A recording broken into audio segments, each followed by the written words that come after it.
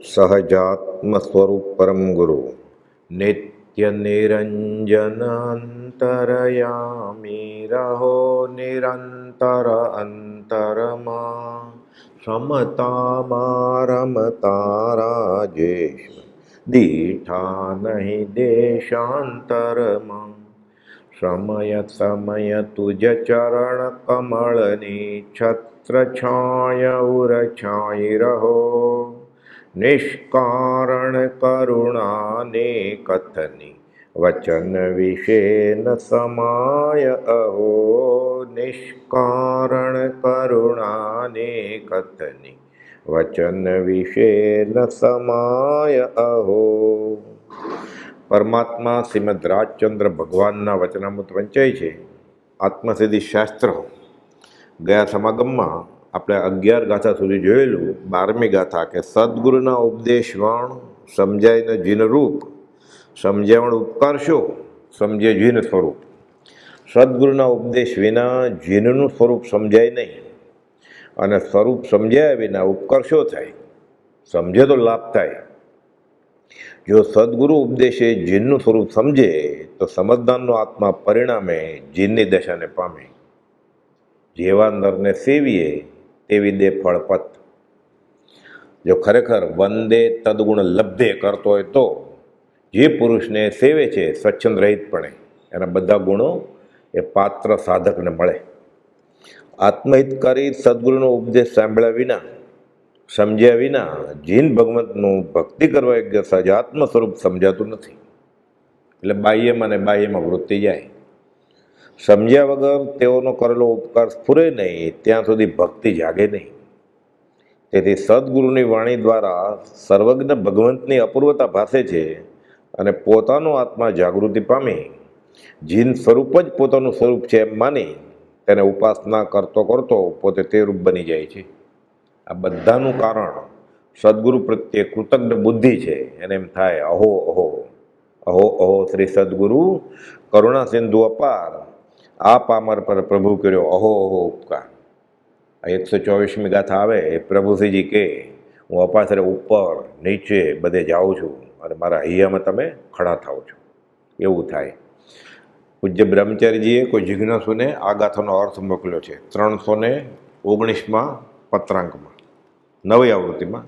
જૂનીમાં 260મો પત્ર છે કે સદગુરુના ઉપદેશ વણ સમજાય ન જીન રૂપ, સમજાવણ ઉપકાર શો સમજે જીન સ્વરૂપ. આ જીવને ખરેખર આ ભાસે કે મારા આત્માનું સ્વરૂપ અને ભગવાનનું સ્વરૂપ એક જ છે. આ ભાનમાં આવે અને પહેલાં એને કહે કે તું અનાદિકાલથી રખડતો હતો, તું નદીમાં તણાતો તણાતો મહાસમુદ્રમાં ડૂબી મરત. એટલે કહે છે તારનાર પર તણાઈ જાય તેવા નદીના વેગમાંથી તને પરાણે આ પુરુષે બચાવ્યો છે. ત્યારે તેને સમજાય કે અહો એ પુરુષની દયાથી હું તો બચ્યો, નહીં તો મારી શી ભલે થાત. દરિયામાં તણાઈ ગયા ત્યાં મારી ખબર લેનાર કોણ હતું? અનંતકાળથી આ ભાવસાગરમાં ભૂલો જ પડ્યો છે, ફંગોળાયા કરે છે. એમ સત્પુરુષના ઉપકારની સ્મૃતિ જેમ જેમ જીવને આવે છે તેમ તેમ તે મહાપુરુષના હૃદયમાં રહેલી આત્માની અલૌકિકતા, પોતાના સ્વરૂપનું મહાત્મ્ય એ જાણતો થાય છે. તેની નિષ્કારણ કરુણાને નિત્ય પ્રત્યે નિરંતર સ્તવવામાં પણ આત્મસ્વભાવ પ્રગટે છે એવા સર્વ સત્પુરુષો. પછી એને થાય તેના ચરણારવિંદ સદાય હૃદયને વિશે સ્થાપન રહો. જીવનકળા વાંચી હોય તો પણ ફરી વાંચવા ભલામણ છે. એ જિજ્ઞાસુને કહે છે કે મેં આ વાંચી લીધું છે. એ ફરી ફરીને વાંચે ને ત્યારે નવા નવા અર્થો, નવા નવા ઉમળકા જાગે. પછી તે મહાપુરુષે આ કળીકાળના મુખમાં બેઠેલા આપણા જેવા જીવોને બચાવવા જે અથાગ પુરુષાર્થ અલ્પ વયમાં કરેલો છે તેનું દિગ્દર્શન તેમાં યથાશક્તિ થયેલું છે. હજી આ જીવનકળા બ્રહ્મચારીજીએ લખી પ્રભુશ્રીજીને આપી, પ્રભુજીએ તપાસી અને પછી બહાર આવી છે. કંઈ ગભરાવા જેવું નથી. કહે છે પથ્થર તળે હાથ આવ્યો છે તો કળે કળે કરી કાઢી લેવા યોગ્ય છે. સાચી શ્રદ્ધા રાખે અને ધીરે ધીરે એ આત્માર્થમાં આગળ વધે જ્ઞાનીની આજ્ઞાએ તો કામ થાય એવું છે. 13મી કડી આત્માદિ અસ્તિત્વના જે નિરૂપક શાસ્ત્ર પ્રત્યક્ષ સદગુરુ યોગ નહીં ત્યાં આધાર સુપાત્ર. પ્રત્યક્ષ સત્પુરુષ મળ્યા એ તો બલિહારી, પણ પછી કાંઈ કાયમીનો સત્સંગ ન રહે. એટલે કહે છે કે જે જીન આગમાદી આત્માના હોવાપણાનો તથા પરલોક આદિના હોવાપણાનો ઉપદેશ કરવાવાળા શાસ્ત્રો છે, તે પણ જ્યાં પ્રત્યક્ષ સદગુરુનો યોગ ન હોય ત્યાં સુપાત્ર જીવને આધારરૂપ છે. પ્રત્યક્ષ સદગુરુની આજ્ઞા મળી ગઈ છે, એને અધ્યાત્મનું મૂળ મળી ગયું છે, પછી એ આજ્ઞાએ વર્તતો જાય તો આધારરૂપ છે. પણ સદગુરુ સમાન કે ભ્રાંતિના છેદક તે કહી ન શકાય. જો સદગુરુ હોય તો બલિયારી, કાન પકડે ભૂલ થતી હોય તો. સદગુરુનો યોગ ન મળે ત્યાં સુધી શું કરવું તે જણાવવા તથા કેટલેક અંશે સત્શાસ્ત્ર ઉપકારી છે તે જણાવવા કહે છે કે આત્મા આદિ તત્વો તે જે શાસ્ત્રમાં તેના વિશે લંબાણમાં લખ્યું હોય, જેમાં વિવેચન કર્યું હોય, એવા શાસ્ત્રો સુપાત્ર અધિકારી પૂર્વના સંસ્કારી જીવોને પ્રત્યક્ષ સદગુરુનો યોગ ન મળે ત્યાં સુધી આધારભૂત છે. ઘડાઈએ તૈયાર થાય.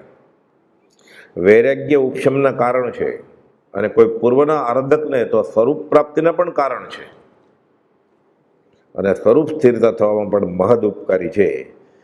એક ભવે કામ અધૂરું રહ્યું હોય તો એ ચાલે, પછી કેરી ફોરવર્ડ થાય. સદગુરુનો યોગ નિરંતર રહેવો દુર્લભ છે, તેથી તેવો યોગ ન હોય ત્યારે સત્શાસ્ત્રો સુદ્રષ્ટિવંત જીવને તો પરમ મિત્ર તુલ્ય છે. હવે આ 14, 15 ને 16મી કડી સ્વચ્છંદ અંગે છે. અથવા સદગુરુએ કયા જે અવગાહન કાજ તે નિત્ય વિચારવા કરી મતાંતર ત્યાં. અથવા જો સદગુરુએ તે શાસ્ત્રો વિચારવાની આજ્ઞા દીધી હોય કે આટલું કરજો, એટલે સદગુરુએ જ કહ્યું કહેવાય ને, એ સદગુરુની આજ્ઞા છે. શાસ્ત્ર વાંચે છે પણ આજ્ઞા તો સદગુરુની જ છે, એણે જ રસ્તો બતાવ્યો છે. એટલે કહે છે કે જો સદગુરુએ તે શાસ્ત્રો વિચારવાની આજ્ઞા દીધી હોય તો તે શાસ્ત્રો મતાંતર એટલે કુળ ધર્મને સાર્થક કરવાનો હેતુ આદિ ભ્રાંતિ છોડીને માત્ર આત્માર્થે નિત્ય વિચારવા. ગોપાલદેવ અંબાલાલભાઈને એક પત્ર લખ્યો છે 358માં કે જ્યારે અમે જૈનના શાસ્ત્રો વાંચવાનું કહીએ ત્યારે જૈની થવાનું નથી કહેતા, અને વેદાંત શાસ્ત્રો વાંચવાનું કહીએ ત્યારે વેદાંતિ નથી થવાનું કહેતા. આત્મા જૈનીને વેદાંતિ નથી, આત્મા આત્મા જ છે. પ્રભુજીને કહેલું 534માં કે હવે યોગ વાસિષ્ઠનું વાંચન બાજુમાં રાખો અને ઉત્તરાધીન વાંચો, પણ કુલ ધર્મના આગ્રહના અર્થે નહીં તો જૈન શાસ્ત્રનું વાંચન પણ નિષ્ફળ થાય, આત્માર્થે લેખે ન લાગે, જો ખાલી પોતાનો સંપ્રદાય ટકાવવા માટે વાંચતો હોય તો.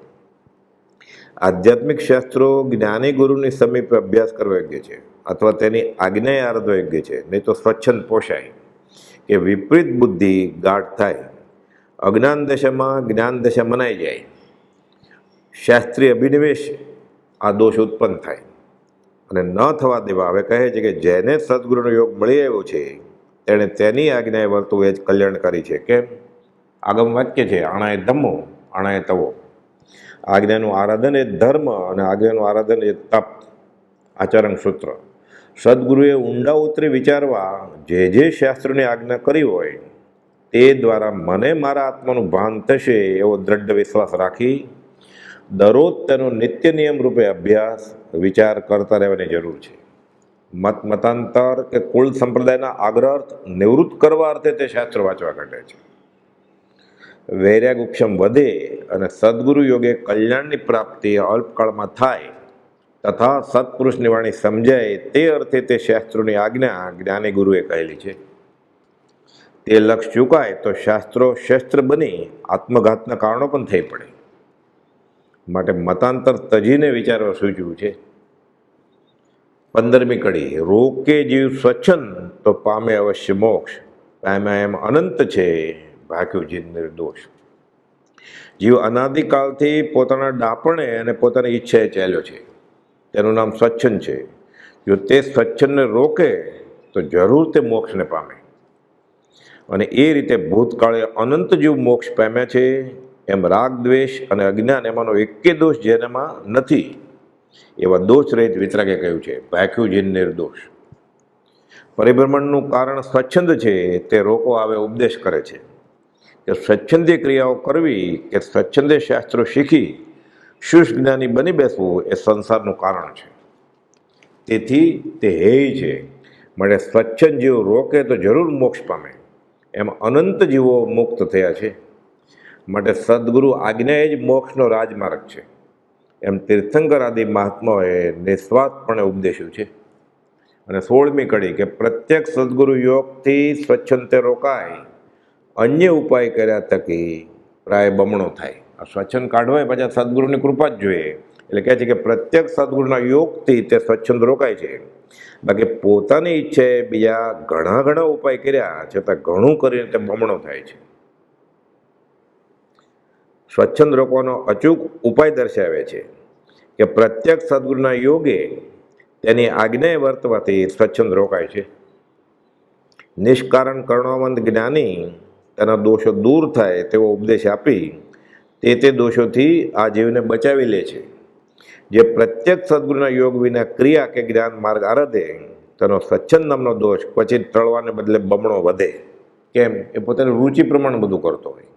એટલે વાંચતો હોય તો પોતાની રુચિમાં બેસતું હોય, બુદ્ધિ સંતોષાતી હોય એટલે, અને કાં તો ક્રિયાજળ થઈ ગયો હોય, ત્યાં માન પોષાતું હોય એટલે, અને પરિભ્રમણ તો ઊભું જ રહે છે. તો શું કરવાનું? 17મી કડીમાં કહે છે કે સ્વચ્છંદ મત આગ્રહ તજી વર્તે સદગુરુ લક્ષ, તો સંપિત તેને ભાખ્યું કારણ ગણી પ્રત્યક્ષ. સંકેત સાવ સહેલું છે જો ગુરુ આજ્ઞામાં હોય તો, અને નહીં તો પોતાના સ્વચ્છંદે કરે તો આનંદ ઉપાય નથી. સ્વચ્છંદને તથા પોતાના મતના આગ્રહને તજીને જે સદગુરુના લક્ષ્ય ચાલે તેને પ્રત્યેક કારણ ગણીને વિતરાગે સંકિત કહ્યું છે. મોક્ષ માર્ગની નિશાની સમ્યક દર્શન છે, તેની પ્રાપ્તિ શાથી થાય તે હવે કહે છે. બાહ્ય ક્રિયા કે શુષ્ક જ્ઞાનરૂપ પોતાના મત કે પોતાના પક્ષનો આગ્રહ તજી જે સ્વચ્છંદ રોકે અને સદગુરુએ કરાવેલા લક્ષ્ય વર્તે તેને સમ્યક દર્શનનું પ્રત્યેક કારણ ગણીને શાસ્ત્રમાં સંકિતિ જીવો ગણાવ્યા છે. એટલે અધ્યાત્મની કરણી જ્ઞાનીની આજ્ઞા પ્રમાણે કરે એટલે એને આજ્ઞા રુચિ થઈ, આજ્ઞા રુચિ સંકિત એટલે બે રોપાઈ ગયું. 769 અને 771માં કૃપાદેવે આ અંગે ખુલાસો કર્યો છે કે ભગવત તીર્થંકરના નિર્ગ્રંથનીઓ શ્રાવક શ્રાવિકાઓ કંઈ સર્વને જીવાજીવનું જ્ઞાન હતું તેથી તેને સંકિત કહ્યું છે એવો સિદ્ધાંતનો અભિપ્રાય નથી. એમાંથી કંઈક જીવોને તીર્થંકર સાચા પુરુષ છે, સાચા મોક્ષ માર્ગના ઉપદેષ્ટા છે, જેમ તે કહે છે તેમ જ મોક્ષ માર્ગ છે એવી પ્રતીતિથી, એવી રુચિથી શ્રી તીર્થંકરના આશ્રયથી અને નિશ્ચયથી સંકિત કહ્યું છે. એવી પ્રતીતિ, એવી રુચિ અને એવા આશ્રયનો તથા આજ્ઞાનો નિશ્ચય છે તે પણ એક પ્રકારે જીવાજીવના જ્ઞાન સ્વરૂપ છે. તે પ્રતીતિથી, તે રુચિથી અને તે આશ્રયથી પછી સ્પષ્ટ વિસ્તાર સહિત જીવાજીવનું જ્ઞાન અનુક્રમે થાય છે. અને તથારૂપ પુરુષની આજ્ઞા ઉપાસવાથી રાગ દેશનો ક્ષય થઈ વિતરાગ દશા થાય છે. તથારૂપ સત્પુરુષના યોગ વિના એ સંકિત આવવું કઠણ છે.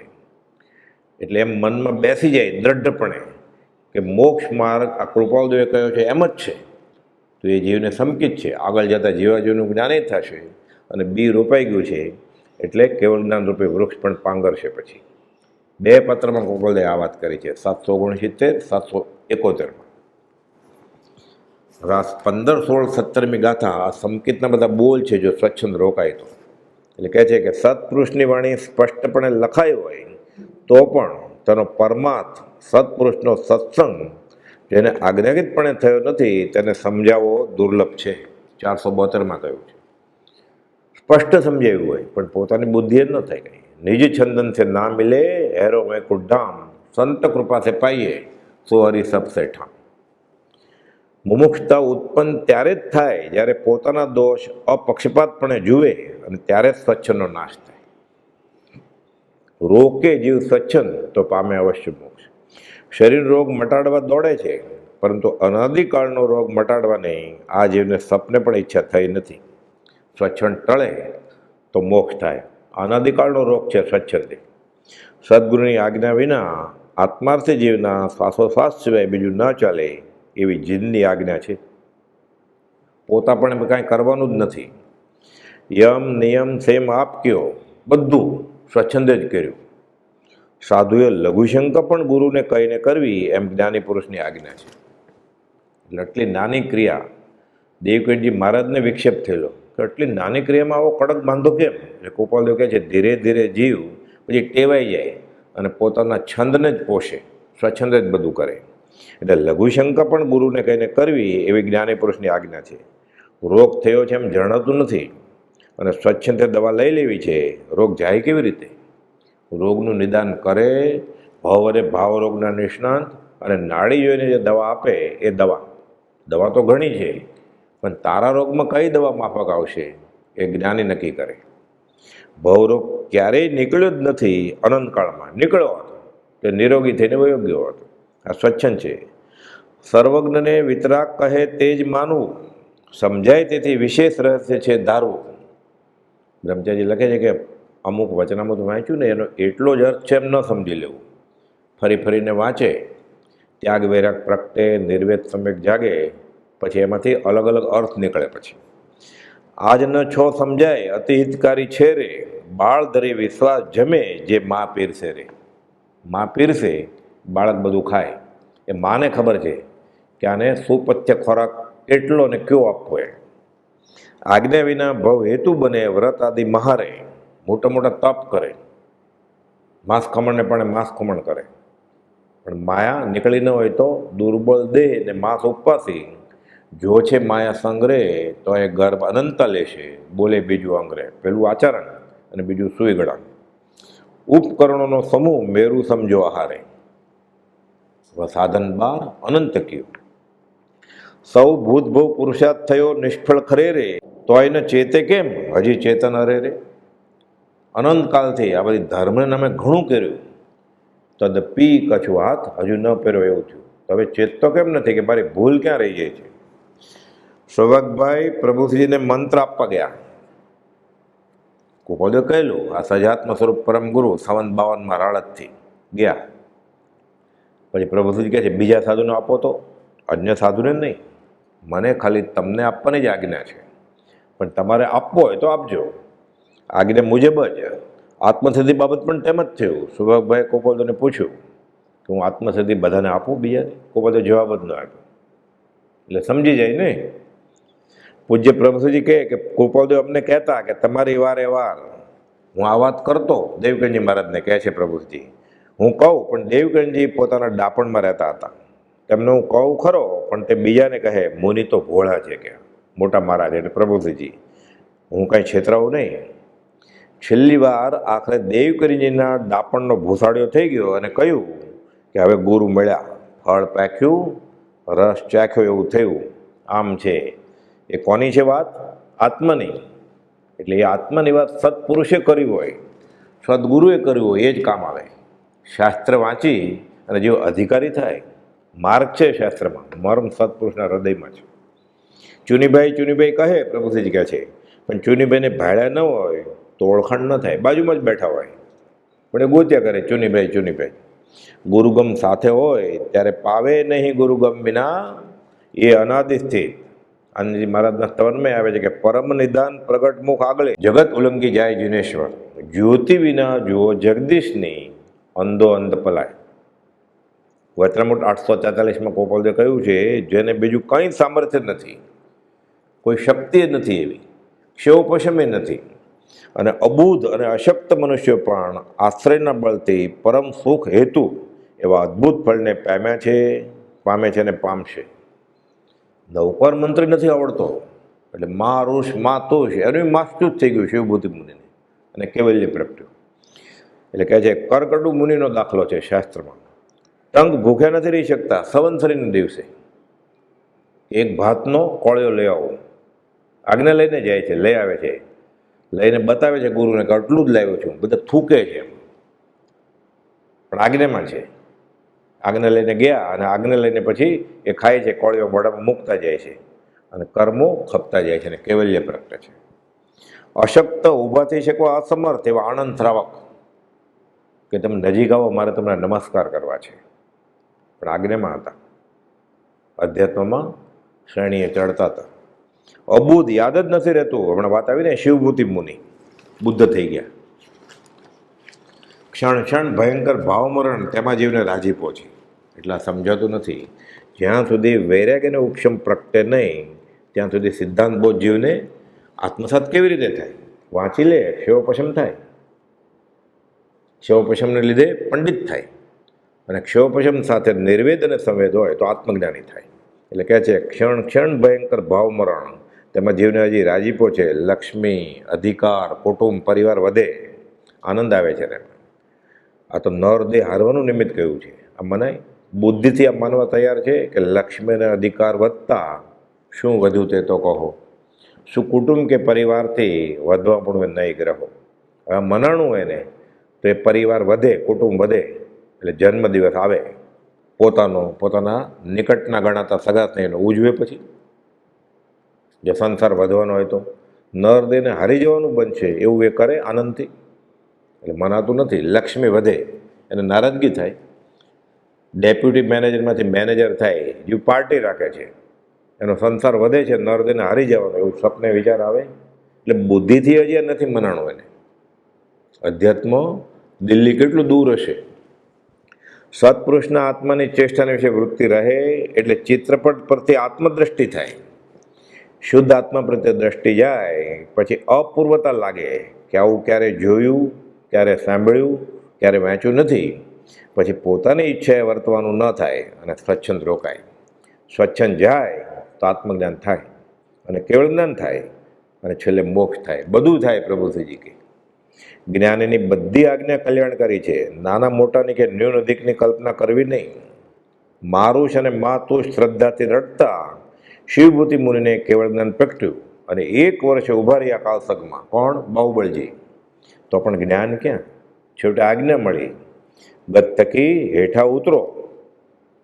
બ્રાહ્મ્યને સુંદરી ભગવાન ઋષભનાથના બોધથી એવી આજ્ઞા લઈને આવી કે વીરા મારા ગત્તકી હેઠા ઉતરો, અને જ્ઞાન પ્રગટ્યું. અને એ જ જ્ઞાન ભરતજીને અરીસાભવનમાં ગૃહસ્થવાસમાં પ્રગટ્યું. કેમ કે તેઓ ભગવાન ઋષભનાથની આજ્ઞામાં હતા. એટલે અન્ય ધર્મોએ કહ્યું છે કે નિજ છંદન સે નામ મિલે એરો કુડામ, સંત કૃપા સે પાઈએ સો હરી સબસેટ. 12મા ગુણસ્થાનકના છેવાડા સુધી આજ્ઞા જોઈએ છે, અને તેમ નહીં તો 11મે ચડી પહેલે આવી પડે અને નિગોદમાં લાભે હોયો જાય. પછી વધારે ચડે આજ્ઞા વગર અને પછી પડે એટલે વધારે વાગે. ચડ ઉતંગ જ્યાં છે પતન, શિખર નહીં વો કૂપ. બાહ્ય ક્રિયા કે જ્ઞાનનું આરાધવું સ્વયં નક્કી કરીએ તો સ્વચ્છંદ જ પોસાય. કેમ કે તે આજ્ઞા નહીં પણ પોતાના ખ્યાલ પ્રમાણે વર્તે છે. પોતાને જે રૂચે એ કરે. પોતાને એ ક્રિયા કરવી કે જે મને હિતકારી છે એમ સમજી આરાધે તો તે જ્ઞાનીને નહીં ખબર હોય. પોતે લાઇબ્રેરીમાં જઈને પુસ્તક લઈને વાંચવા માટે. કોઈ ગયેલો બ્રહ્મચારીજી પાસે કે હું આ પત્ર પાકો કરું, બ્રહ્મચારી કે ના. એ નક્કી કરીને ગયો હતો. કદાચ પૂછવા ગયો કે હું કેવો પત્ર પાકો કરું તો એ જ પત્ર કહેત. પણ આ સ્વચ્છંદે નક્કી કરે છે. હું માયર જયંતિ ઉજવું, હું પર્યુષણમાં ફલાણા વ્રત જપ કરું. બધી ક્રિયાઓ જ્ઞાની તો જાણે જ છે કે ફલાણા જેવને શું આપવું એમ. પ્રસંગ બનેલો છે રાળાજીમાં. બધાએ ઉપવાસ કરેલો સંવત્સરીનો, 2 દિવસે પારણો. ખૂબ બધું બોજ ચાલુ જ રાખે છે અને આ બાજુ રાબ ને બધું તૈયાર થયું, સુગંધ મગમગે છે બધી. કોણ કે? સૌભાગભાઈ કહે છે, વડીલ મુરબ્બી, કે આ બધાને હવે આજ્ઞા આપો, તમે સમય થઈ ગયો છે પારણાનો. ગોપાલ કહે છે કોને પૂછીને ઉપવાસ કરેલો? એટલે હું યાત્રા કરું, હું દાન કરું. મારી રીતે તો મારા કરતાં ભગવાન મહાવીરને તો બધું ઓળખે કે નહીં? હજુને એ વિચાર જ નથી આવતો કે ના અમારે જૈન ધર્મ આરાધો છે. તો કૃપાળુદેવ મહાવીર સામેને ઓળખે, એના કરતાં બીજો વધારે કોણ ઓળખે? એટલે મહાવીરને ઓળખવો હોય તો મહાવીરને ઓળખવાની જરૂર છે. એમ કૃપાળુને ઓળખવો હોય તો કૃપાળુને ઓળખ્યા છે પહેલાં એનું ચરિત્ર વાંચવું જોઈએ, એ કેમ વર્ત્યા છે. હું સંપ્રદાય કે કુલ ધર્મના ગુરુ પાસે ધર્મ આરાધું તો તે વિશે તે તો જાણે જ છે. એટલે તો કહ્યું સિદ્ધાંત રૂપે કે બાકી કુળગુરુ કલ્પના આત્માર્થે નહીં જોઈ. આખું સ્તવન છે નિત્યક્રમમાં 226 પાના ઉપર દેવચંદ્રજી મહારાજનું ચંદ્રાનંદજીન સાંભળી આધ્યાત્મિક સેવક ભણી.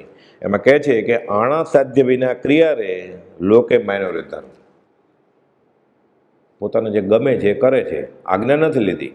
એટલે આણા સાધ્ય વિના ક્રિયા રે લોકે માયનો રે ધર્મ, દંસણ નાન ચારિત્રનો રે મૂળ ન જાણ્યો મર્મ. તો શું કરે પછી? ગચ્છ કદાગ્ર સાચવે અને માને ધર્મ પ્રસિદ્ધ કે હું ધર્મ કરું છું, અને બધા કરે એટલે ગાડરીઓ પ્રવાહ એટલે એ જોડાઈ જાય એમાં. આત્મગુણ અકશાય તારે નર્મ ન જાણે શુદ્ધ રે, ચંદ્રાનંદજીન ચંદ્રાનંદજીન સાંભળીએ અરદાસનું સેવક ભણી. જ્ઞાની પુરુષની આજ્ઞા છે તે ભવમાં જેવાને આડા પ્રતિબંધ જેવી છે, વચનામૃત 511માં કહ્યું છે. એટલે પડવા ન દે જીવને, પડવા ન દે અને અધ્યાત્મની ક્રિયા કરે એટલે ચડે. પછી જ્ઞાની પુરુષનું આજ્ઞાનું આરાધન સિદ્ધ પદનો સર્વશ્રેષ્ઠ ઉપાય છે. અને આ વાત જ્યારથી મનાય છે ત્યારથી જ બીજા દોષનું ઉપશમનું નિવર્તવું શરૂ થાય છે. અજ્ઞાનપણે એક જીવ પવનની સ્થિરતા કરે તો માત્ર તે પોતાનો સંસાર જ વધારે. 472માં કહ્યું છે, વચનામૃત 62માં કહ્યું છે આ પ્રમાણે. જ્ઞાની પુરુષની સમાગમની ઉપાસના વિના જે સ્વચ્છંદ નિશ્ચય કરે તે છૂટવાનો માર્ગ નથી. વચનામૃત 588માં આ સિદ્ધાંતરૂપ બોધ આપ્યો છે. દેવકીજી મહારાજ પોતાની મેળે શાસ્ત્ર વાંચે, વેદાંતના બધા શાસ્ત્રો વાંચ્યા અને નિશ્ચય ગ્રંથ વાંચે બધા. પછી સમયસારને એવું વાંચી લીધું કે હું પરમાત્મા જ છું. એટલે પ્રભુજીને કહે છે હું પરમાત્મા, તમે પરમાત્મા અને કૃપાલદેવ પરમાત્મા. એટલે પ્રભુજીએ કૃપાલદેવને પત્ર લખ્યો કે દેવકીનું આમ કહે છે. એટલે કૃપાલદેવ જવાબ લખ્યો કે સર્વજીવ છે સિદ્ધસમ, એટલે પરમાત્મા છે જ, એમાં ના નહીં, પણ એ દશા આવે ત્યારે. એ દશા આવી નથી ને એમ માની લે તો જીવ જેણે એ દશા હાંસલ કરી છે તેના ગુનામાં આવ્યો, આશાત ના કરી. એટલે કહે છે કે જ્ઞાની પુરુષની સમાગમની ઉપાસના વિના જીવ સ્વચ્છંદ નિશ્ચય કરે તે છૂટવાનો માર્ગ નથી. આત્મા સમજવા માટે શાસ્ત્રો ઉપકારી છે, પણ કોને? સ્વચ્છંદ રહિત પુરુષને. નહીં તો અભિનિવેશ થાય, આગ્રહ થઈ જાય કે આમ જ હોવું જોઈએ. મુનિ દેવકરીજીને આચરણ સૂત્ર વાંચતા સાધુનો દીર્ઘશંકા આદિ કારણોમાં પણ ઘણો સાંકડો માર્ગ જોવામાં આવ્યો. તે પ્રત્યે આશંકા થઈ કે આટલી બધી સંકળાશ એવી અલ્પક્રિયામાં રાખવાનું કારણ શું? એટલે કૃપાલદેવ જવાબ આપે છે વચનામૃત 767માં કે એ જરૂરી છે. નહીં તો ઘોડો જો લગામ ન હોય તો નાથ વગરનો ઘોડો ગમે ત્યાં ભાગે. પછી આજ્ઞાપૂર્વક સમિતિ અને ગુપ્તી અપ્રમત્ત સંયમ દ્રષ્ટિ વિસ્મરણ ન થાય તે હેતુ એ બોધી છે. સતત જાપતો રાખવો પડે. સંકળાશવાળી ક્રિયા એ આજ્ઞા જ વર્તન, સ્વચ્છંદ નહીં. એવા મૂળ જ્ઞાનાદિ પામવારે અને જવા અનાદિબંધ ઉપદેશ સદગુરુનો પામવો ટાળી સ્વચ્છંદને પ્રતિબંધ, આ મૂળ માર્ગ છે જીવનનો. પૂજ્ય બ્રહ્મચારીના પ્રથમ મિલનની વાત છે. અગાધ આશ્રમમાં જાય છે અને સદગુરુ દ્વારા એ સમજાય કે ધર્મ ક્યાં છે. રાયણના ઝાડ નીચે પ્રભુજીજી મૂળ માર્ગ સાંભળો જીવનો ગૌડાવતા હતા. હાથ જોડીને ઊભા છે બ્રહ્મચારીજી. પ્રભુજીને ખબર પડી ગઈ, જ્ઞાની તો જાણે જ છે, પાત્ર શિષ્ય આવ્યો એમ કે છે સ્વચ્છંદ અને પ્રતિબંધનો અર્થ શું? તો કહે છે સ્વચ્છંદ એટલે પોતાના ડાપણે થાય, અને પ્રતિબંધ તો કે નથી ખબર. તો કે બેસી જા, નથી ખબર એ બધું હું ખબર પાડી દઈશ. એટલે આ સ્વચ્છંદ જાય પછી મૂળ માર્ગ હાથમાં આવે, અને ત્યાં સુધી જે જે કરે છે એ બધું કૂળ માર્ગ છે. લાગે ધર્મની કરણી, પણ એ સ્વચ્છંદ થાય છે એ કૂળ માર્ગ છે. પૂર્ણ બંધાય, છૂટવાનું કારણ ના બને. સદગુરુ દ્વારા એ સમજાય કે ધર્મ તો પોતા પાસે જ છે, મંદિરમાં, ડુંગર ઉપર, શાસ્ત્રમાં, ક્રિયામાં નહીં, પાસે જ છે. ધર્મ એ જ આત્મા, આત્મા એ જ ધર્મ, શાંતિ. પણ એ સમજાય ક્યારે? એ આવરણ જાય ક્યારે? જ્યારે ગુરુની આજ્ઞામાં વર્તે ત્યારે.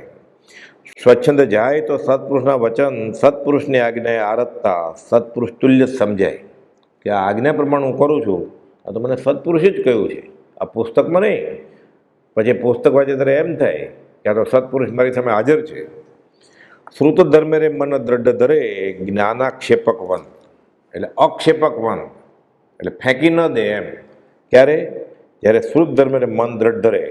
કેવી રીતે? મન મહિલાનું રે વાલા ઉપરે બીજા કામ કરંત. સ્વચ્છંદે કુગુરુને સદગુરુ માને તો તે બતાવે તે દેવ અને ધર્મ પણ સત ક્યાંથી હોય? એટલે અસદગુરુ જે બતાવે ધર્મ એ અસત ધર્મ હોય, એ દેવ બતાવે અસત દેવ હોય. કુગુરુને સદગુરુ માને તે દેવ બતાવે તે દેવ કુદેવ હોય, અને ધર્મ પણ કુધર્મ હોય. એટલે મોક્ષ માર્ગથી વિરુદ્ધ જ હોય.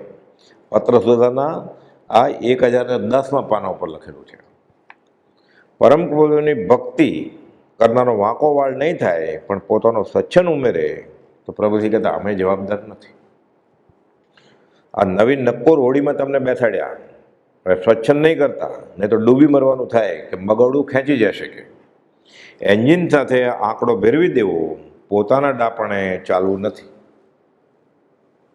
આજ્ઞા ઉપાસવી પણ પોતાનું ભેળવીને નહીં, સ્વચ્છંદ રહિતપણે કરે તો ધર્મ, નહીં તો ફળ આવે નહીં. ગાંધીજી સ્વચ્છંદે દયા પાળતા. શું કર્યું? વાછરડા ઉપર દયા આવી, બિચારું રોગથી તરફડતું હતું, બંદૂકની ગોળી મારી, હવે કેવું શાંત થઈ ગયું, હવે ક્યાં જીવ જ છે, હવે તો જડ છે. આ દયા કરી. એ સંઘની પંચેન્દ્રિય જીવ પોતાના કર્મો વેદીને કર્મ ખપાવતો હતો. હવે અધોગતિ જાય ત્યાં કર્મ કેવી રીતે ખપશે પછી? અહીંયા તો પીડા સહન કરીને એટલા કર્મ ઓછા થતા હતા. એટલે દયા શું છે એ જ્ઞાની જાણે છે. એટલે પડવમ નાણમ તયો દયા, પહેલાં જ્ઞાન પછી દયા. તો જ્ઞાન આવે ક્યાંથી? જેની પાસે છે તેની પાસેથી. જ્ઞાન જ્ઞાનીમાં કરો. આત્મા ખાતોય નથી ને પીતોય નથી, તપને શું જરૂર છે? પછી એવો નિશ્ચયવાદી થઈ જાય, નિશ્ચયના ગ્રંથ વાંચી લે. એટલે હિંસક પશુને મારો એટલે દયા થાય. કેટલા જીવો બચે?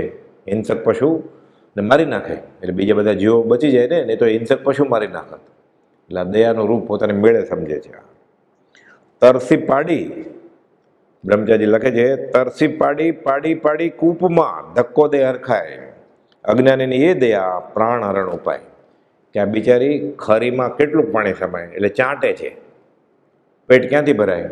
કૂવા કાંઠે હતી, ધક્કો માર્યો એક ડોશી એને, એટલે અંદર પાણી પીવે, પાણી ઘટઘટ આવી ગઈ, ફેફ સમાઈ ગયું, મરી ગઈ પાડી. એટલે પાડી પાડી કૂપમાં ધક્કો દે. એટલે જ્યાં લગે આત્મદ્રવ્યનું લક્ષણ નવી જાણ્યું, ત્યાં લગે ગુંઠાણું ભૂલું કેમ કરી આવે તાણ્યું. મામાં ઉપાધ્યાય યશોજી મહારાજ કહે છે કે પહેલાં આત્મા સમજાય, આત્મા ઓળખાય, સંકિતનું બી રોપાય, આજ્ઞારૂચિ થઈ હોય, પછી ધર્મની કરણી લેખે લાગે. નહીં તો ગુંઠાણા ચડ્યો એમ કહેવાય નહીં. જ્ઞાની પુરુષની આજ્ઞા એ તો ભવમાં પડવાને પ્રતિબંધરૂપ છે. હવે 18મી કડી આત્મસિદ્ધિની, કે માનાદિક શત્રુ મહા નિચ્છંદે ન મરાય, જાતા સદગુરુ શરણમાં અલ્પ પ્રયાસે જાય. માન અને પૂજા સત્કારનો લોભ એ આદિ મહાશત્રુ છે, તે પોતાના ડાપણે ચાલતા નાશ પામે નહીં, અને સદગુરુના શરણમાં જતા સહજ પ્રયત્નમાં જાય. અનંતાનુબંધી માન વગેરે કારણો સમ્યકત્વને રોકનારા છે. એટલે અનંતાનુબંધી ક્રોધ, માન, માયા, લોભ આ ચંડાળ ચોકડી જાય. મિથ્યાત્વ મોહિની, મિશ્ર મોહિની અને સંકિત મોહિની આ 3 પ્રકૃતિ જાય. આ એકંદર 7 પ્રકૃતિ જાય ત્યારે જીવને સંકિત થાય. અનાદિકાળથી આ થયું જ નથી હજી.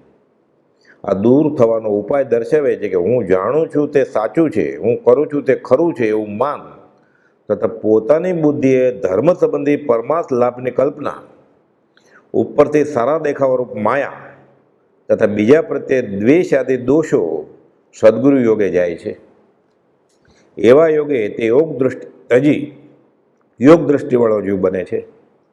સદગુરુનું શરણ સ્વીકારે તેના તેવા દોષો સહેજે જાય, થોડા પુરુષાર્થથી ટળી જાય. પછી યોગના બીજ यहाँ ગ્રહે જીનવર શુદ્ધ પ્રણામો રે, ભાવાચાર સેવના ભવ ઉદ્વેગ સુલઠામો રે. પ્રથમ મિથ્યા દ્રષ્ટિની 8મી કડી છે આ, કે ભાવ આચાર્યની ઉપાસના એ સાચા વિનય વગેરે ગુણોનું કારણ બને છે. પછી આ વિનય ગુણનું તો એટલું મહાત્મ્ય છે, ઉત્તરાધન સૂત્રમાં પહેલું અધ્યયન વિનય ઉપર છે. 19મી કડી, જે સદગુરુ ઉપદેશથી પામ્યો કેવળ જ્ઞાન, ગુરુ રહ્યા છદ્મસ્ત પણ વિનય કરે ભગવાન. જે સદગુરુના ઉપદેશથી કોઈ કેવળ જ્ઞાનને પામ્યા, તે સદગુરુ ભલે હજુ છદ્મસ રહ્યા હોય તો પણ જે કેવળ જ્ઞાનને પામ્યા છે એવા તે કેવળી ભગવાન છદ્મસ તેવા પોતાના સદગુરુની વૈયાવચી કરે. એક કેવળી બીજા કેવળીને નમસ્કાર કરે નહીં. કેવળી સમોસણમાં જાય તીર્થંકરને નમસ્કાર કરે નહીં. ત્યાં નમસ્કારનો એવો વ્યવહાર નથી. આ કેવળ જ્ઞાની ભગવાન પોતાના સદગુરુ કે જે હજી છદ્મસ છે, એને પૂર્ણ જ્ઞાન નથી થયું, એનો વિનય કરે, એની વૈયાવચી કરે. આ ગુરુનું આટલું બધું મહાત્મ્ય છે. વિનયનું મહાત્મ્ય વર્ણવે છે કે હું પામ્યો સંશય નહીં, જે મૂરખ કરે વિચાર. જ્ઞાનથી તો અભિમાન ટળે છે, પણ જો જ્ઞાનનું અભિમાન થતું હોય તો તે અજ્ઞાન સમજવું ઘટે છે. એ જ્ઞાનનું ફળ જ વિરતિ, જ્ઞાનનું ફળ જ વિનય ગુણ છે. એ ન આવે તો નક્કી એ જ્ઞાન એને પચ્યું નથી, અભિમાનનું કારણ બને છે. જે સદગુરુના ઉપદેશથી શિષ્યને કેવળ જ્ઞાન થાય, તે શિષ્ય કેવળ જ્ઞાન પામેનું અભિમાન કદી કરે નહીં. કે હવે મારો દરજ્જો મોટો છે, હવે હું શા માટે નમું? એવું કરે નહીં, કારણ કે મોહનો ક્ષય થયા વિના કેવળ જ્ઞાન થાય નહીં. પછી તો તેની પ્રવૃત્તિ ઉદયાધીન હોવાથી તે ગુરુ સેવા કે ગુરુ વિનયમાં પ્રવર્તતા હોય તે ચાલુ પણ રહે. પણ જે સદગુરુનો તે કેવળી ભગવાન વિનય કરતા હોય તેમને ખબર પડે કે તુરત જ તે કેવળી ભગવતી દશાને પૂજ્ય ગણી જેમને હજી કેવળા નથી થયું એવા સદગુરુ પોતે તેમના વિનયથી લાભ ઉઠાવે છે. આમ વિનયથી સ્વપદે લાભનું કારણ જાણી વિનય માર્ગનો ત્યાગ ભગવાન પણ કરતા નથી. સદગુરુને ખબર પડે કે આ કેવળી થઈ ગયા છે, પછી તો તરત જ એની આજ્ઞામાં રહે. 20મી કડી. એવો માર્ગ વિનય તણો ભાખ્યો શ્રી વિતરાગ, મૂળ હેતુ એ માર્ગનો સમજે કોઈ સુભાગ. એવો વિનયનો માર્ગ જીને ઉપદેશ્યો છે, એ માર્ગનો મૂળ હેતુ એટલે તેથી આત્માને શો ઉપકાર થાય છે તો કોઈક સૌભાગ્ય એટલે સુલભ બોધી અથવા આરાધક જીવ હોય તે સમજે. સૌભાગ્ય એટલે સૌભાગભાઈ જેવા સમજ્યા, 44 વર્ષ મોટા, કોપાલ તો દીકરાના દીકરા જેવડા, પૌત્ર જેવડા, તોય વિનય કરે છે કે મને અહીંયાથી લાભ થાય છે, મને અહીંયાથી બોધ મળે છે. વિતરાગ ભગવંતે વિનય મૂળ ધર્મ કયો છે, તે યથાર્થ સમજાય તો મોક્ષ પ્રાપ્ત કરાવે તેવો છે. ઉત્તરાધન સૂત્રમાં પ્રથમ અધ્યાય વિનય નામનું રાખ્યું છે. વિનયવંતને સત્પુરુષની સેવાનો લાભ થાય છે, સદબોધની પ્રાપ્તિ થાય છે. તેથી આત્મજ્ઞાન, સ્વતઃશ્રુત, સદાચાર, આત્મધ્યાન, કેવળ જ્ઞાન અને અંતે મોક્ષ પણ મળે છે. જેનું ભલું થવાનું હોય તેવા ભાગશાળીને વિનય માર્ગ આત્મ ઉપકારક છે એમ સમજાય છે. નહીં તો એમાં શું પૂછું. લઘુતાથી પ્રભુતા પમાય છે, પરંતુ બીજાને લઘુ ગણી પોતે મહંત થવા ઈચ્છતા અસદગુરુ એ વિનય માર્ગનો લાભ લેવા જતાં કેવી દિશાને પામે છે તે હવે આગલી ગાથામાં જણાવે છે કે એને કાંઈ આત્માર્થે લાભ થાય નહીં. એટલે શું થાય? અસદગુરુએ વિનયનો લાભ લે જો કાંઈ મહામોહનીય કર્મથી બુડે ભવજળ માઈ. આ વિનય માર્ગ કયો તેનો લાભ એટલે તે શિષ્ય આદિની પાસે કરાવવાની ઈચ્છા કરીને જો કોઈ પણ અસદગુરુ પોતાના વિશે સદગુરુ પણ સ્થાપે તો તે મહામોહનીય કર્મ ઉપાર્જન કરી ભવ સમુદ્રમાં ડૂબે. 70 કરોડાની સાગરો પતો જ ન લાગે. પછી સદગુરુને માન પૂજાની ઈચ્છા હોતી નથી. કોઈ વિનય ન કરે તો તેને પોતાને માટે કંઈ લાગતું નથી, કારણ કે સદગુરુની ભક્તિ સત્પુરુષે માત્ર શિષ્યના કલ્યાણ અર્થે કહી છે. જ્યાં પૂજાવાનો ભાવ છે ત્યાં જ અજ્ઞાન અને મહામોહ છે. સાંસારિક પદાર્થોથી મહત્તમ માનનારા પણ મને આત્માનું ભાન નથી એમ માને છે. તેથી આત્માની મહત્તા અજાણપણે રહેલું હોવાથી તેને આત્મપ્રાપ્તિનો અવકાશ છે, પરંતુ ધર્મ પ્રાપ્તિ થયા પહેલાં ધર્માત્મા પોતાને માની બેસનારને આત્મજ્ઞાન થવું બહુ દુર્લભ છે. અને ઘણા માણસોને અવળે માર્ગે ચડાવવાથી દુર્લભ બુદ્ધિ બની સંસારમાં અપાર જન્મ મરણ ઊભા થાય એવા કર્મ બાંધે છે. એટલે કહે છે કે આ એવો માર્ગ વિનય તણો ભાગ્યો શ્રી વિતરાગ. વિનય મૂલો ધમ્મો અંતિમ દેશનાનું આ પહેલું અધ્યયન ઉત્તરાધ્યન સૂત્ર એનું પહેલું અધ્યયન છે. આ પાસે નહેરાત અને ઈશારતથી સમજી જનાર એવો હોય શિષ્ય. સડેલા કાનવાળી કૂતરી બધેથી તિરસ્કાર પામે તેમ અવિનિત શિષ્યની આવી દશા થાય. ઉત્તરાધ્યન સૂત્રમાં આ બધા ગાથાઓ લખી છે આવી કે લૌકિક વિદ્યાનો ત્યાગ કરવો પડે. વૈદક, જ્યોતિષ વગેરે આત્મજ્ઞાનનું લક્ષણ નથી. આ બધું છોડવું પડે. આ બધું શા માટે કરે? અસદગુરુ પૂજા એટલે લોકોમાં એને પૂજાવવું છે એટલે લોકો એનો વિનય કરે ગુરુ તરીકે, એનો ગેરલાભ લે પછી. એટલે લૌકિક આ બધી વિદ્યા હોય, વેદકપણું, જ્યોતિષપણું એ બધું કરે નહીં. જોશ જવાના કામ કરે નહીં, દવા દારૂ ઓસડિયાના કામ કરે નહીં. આ આત્માર્થીના લક્ષણ નથી. એટલે અસદગુરુ એ મુમુક્ષુ કહેવાને લાયક નથી. વારંવાર શિક્ષા દલિત ઘોડા જેમ ન માગ્યા કરવી. ભૂલ કરે ને શિક્ષા માગે, ભૂલ કરે ને શિક્ષા માગે. એ ભગવાનનું બહુ ભૂલી ગયો, એ ભગવાનનું બહુ ભૂલી ગયો. એ ભૂલ ખબર પડી તો સવળી આવો. એટલે વારંવાર શિક્ષા ગલિત ઘોડા જેમ માગવી નહીં. તેજીને ટકોરા અને ગધેડાને ડફણા. પછી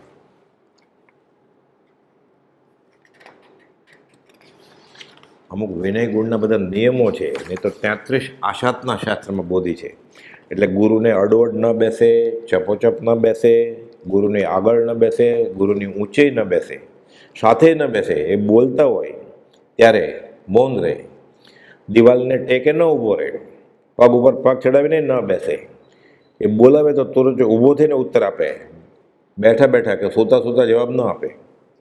ક્રોધિત થાય તો રાજી થાય કે મને હિતકારી શિક્ષા મળી, અહોભાવ આવે અને વિનયપૂર્વક ક્રોધને શમાવે. સમય સમયનું કામ કર્યા કરે બરોબર. બોચરી વગેરે જવાનું હોય, પછી મોટા સાધુને ન જવાનું હોય, નાના સાધુને જ જવાનું હોય. આજ્ઞા લઈને જાય, આવે ત્યારે પાછા બતાવે. પુરુષને ત્યાં જાજી વેળા રહે નહીં, રોકાય નહીં. રસ્તામાં એકલી સ્ત્રી સાથે વાતે ન કરે, ઊભોય ન રહે. સાંકડે રસ્તે કે નિર્જન સ્થળે બીજો કોઈ ઊભો હોય તો પોતે દૂર રહે, નહીં તો સ્પર્શ થઈ જાય, કરંટ લાગે. પછી નજીક પણ ન પહોંચી જાય. બીજા ઊભા હોય ને બધા ગર્દીમાં, તો દૂર ઊભા રહે, નહીં તો ભટકાવાનું થાય, એરિયા પરથી ન પડે પછી. તેથી જ વિનિત ઘોડા પર સવાર પણ રાજી થાય તેમ ગુરુ પણ રાજી થાય. હવે 21મી કડી. અસદગુરુએ વિનયનો લાભ લે જો કાંઈ, મહામૌન્ય કર્મથી બુડે બજવળમાં. એ જોયું કે આ ગેરલાભ લે તો જીવ પછી ફંટાઈ જાય અને મહામૌન્ય કર્મ ભવસાગરમાં ગોથા ખાય. પછી હોય મુમુક્ષુ જીવ તે સમજે એ વિચાર, હોય મતાર્થી જીવ તે અવળો લે નિર્ધાર. જે મોક્ષાર્થી જીવ હોય ત્યાં વિનય માર્ગનો વિચાર સમજે, અને જે મતાર્થી હોય તે તેનો અવળો નિર્ધાર લઈ લે. એટલે કાં તો પોતે તેવો વિનય શિષ્યાદિ પાસે કરાવે, શિષ્યોને શીખવાડે, જો જ્ઞાનીએ કહ્યું છે શાસ્ત્રમાં કે વિનય કરવા, અને કાં તો અસદગુરુ વિશે પોતે સદગુરુની ભ્રાંતિ રાખી આ વિનય માર્ગનો ઉપયોગ કરે. એમ વાંચી લીધું કે અધ્યાત્મ વિનય કરવાનું, પછી ગમે તે માથા નમાવે. એટલે પ્રભુજી કહેતા ઘેલીને ઘેર ઘેર સાસરા. એટલે સમદર્શિતા નથી આવી, એટલે એને વિવેક નથી, વિવેક ઘેલચા છે. એટલે કે વિનય ગુણ તો જોઈએ જ ને અધ્યાત્મમાં, એમ કરીને ગમે ત્યાં કોઈના ચરણ કમળ આગળ બેસી જાય અને આરાધવા માંડે. મુમુક્ષુ કે વિચારવાન જીવ હોય તે જન્મ મરણ ઊભા થાય તેવા કારણથી ભય પામી વિનય, ભક્તિ અને સત્પુરુષની પોતે તો કરે અને બીજાને કરાવડાવે, પણ બીજા પોતાની ભક્તિ કરે એવી ઈચ્છા રાખે નહીં, જો સાચો મોક્ષ માર્ગી હોય તો. અને અસદગુરુ પ્રત્યે વિનય કરવો તે નિરર્થક છે, મિથ્યા માર્ગને ઉત્તેજન આપવા જેવું છે, એમ જાણીને સમજી. એટલે વિચક્ષણ થવું પડે. ખાલી ભોળો ભોળો હોય સરળ તો કામ ન થાય. પરંતુ મતાર્થી જીવની સમજણ ઉલટી હોવાથી જેમાં પોતાને લાભ નહીં તેવી વિનય આદિની ઈચ્છા રાખી માન આદિ શત્રુને પોષે છે. અને વિનય કોઈ ન કરે તો દ્વેષ રાખે કે મને જો આ વિનય કરતા નથી મારો. માનની ભૂખથી પીડાયા કરે છે. એટલે યશ લુબ્ધ, માન લુબ્ધ, કીર્તિ લુબ્ધ, અને બીજાનું કલ્યાણ અમારો વિનય કરવાથી થાય છે એમ કયા કરે. એટલે એવો જ બોધ આપે આ વિનય ગુણનો કે પોતાને માન મળે. આમ તે વિનય માર્ગનો દુરુપયોગ કરે છે, અથવા અસદગુરુ મારફતે પોતાનું માન પોષાતું જાણી તેના વિનયમાં તે પ્રવર્તે અને પોતાનો કુળ ધર્મ આદિનો આગ્રહ વધાર્યા કરે. એટલે જેને માન પોષવું છે પોતાનું, એ એવી જગ્યાએ જાય, એ અસદગુરુ માનને પોષતા હોય એને આગળ બેસાડે, એટલે આ રાજી થાય કે મારું તો માન પોષાય છે. એ આદિ મતાર્થીના અભિપ્રાય વિસ્તારથી પછી આવશે જ આગળ. હોય મતાર્થી તેને થાયના આત્મ લક્ષ, તે મતાર્થી લક્ષણો અહીં કયા નિરપક્ષ. જે મતાર્થી જીવ હોય તેને આત્મજ્ઞાનનું લક્ષ થાય નહીં, એવા મતાર્થી જીવના નિષ્પક્ષપાતપણે લક્ષણો કયા છે. મતાર્થીપણાનું ફળ જણાવતા કહે છે કે જેનામાં મતાર્થીના લક્ષણો હોય, કાં તો એ પોતે ગુરુ થઈ જાય વિનય ગુણનો ગેરલાભ લઈને, અને કાં તો પોતે ખોટી જગ્યાએ વિનય દાખવે, માથા નમાવે. જેનામાં મતાર્થીના લક્ષણો હોય તેવા જીવને આત્માનો લક્ષ થતો નથી, કારણ કે આત્માર્થ અને મતાર્થને પ્રકાશ અને અંધકારની પેઠે વિરોધ છે, આસમાન જમીનનો ફરક છે. તે મતાર્થીના લક્ષણો એ રૂપે જાણી પક્ષપાત કે નિંદા આદિના ઉદ્દેશ વિના માત્ર આત્માર્થીને ઉપકાર થવાર્થે કયા. એટલે કોપાદુ આત્મસિદ્ધમાં પહેલાં મતાર્થીના લક્ષણ કહે છે, એ કચરો જાય પછી આત્માર્થીના લક્ષણ કહે છે, એટલે ગુણો આવે એમ. કોઠી ખાલી થાય એમાંથી ઉકડા ચોખા કમોદ નીકળે પછી બાસમતી ચોખા ભરાય ને. એટલે હવે મતાર્થીના લક્ષણ વિશે કૃપાલદેવ કહે છે. સમય પૂરો થાય છે, અવસરે લઈશું. સહજાત્મ સ્વરૂપ પરમ ગુરુ.